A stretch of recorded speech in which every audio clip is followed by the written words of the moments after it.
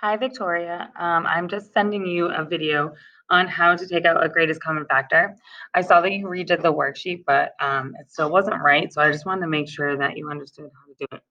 So taking out a common factor is a little bit different than what we did in class.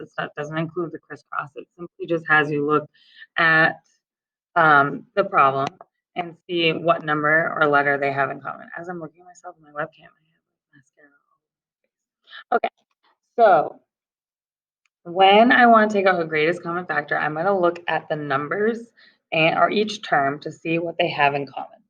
So in the first example, I can see that in each term, they are even, which means that they have a common factor of 2. Now that is also their greatest common factor. So even though 6 is divisible by 3 and 10 is also divisible by 5, they don't have a common factor greater than 2. So that means I'm going to take out a 2, which you found how to do, but then you didn't write the answer correctly. So once I take out the 2, I divide each term by the 2. And I end up with 6 divided by 2, which ends up being 3x squared. And then 10 divided by 2, which is 5. And that's how you take out a common factor that is a number.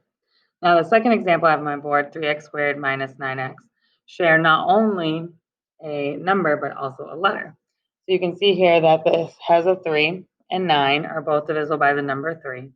But then this has an x and this has an x. So remember that x squared means that there's x times x. And then we have at least one other x. So I can take out 3x from the original problem. That means I divide also by 3x from each term. The 3's cancel out, and x squared divided by x becomes just 1x. So I'm left with x. And then here the x's cancel out, and I do negative 9 divided by 3, which is negative 3. Hopefully that helps with that last greatest common factor homework. Let me know.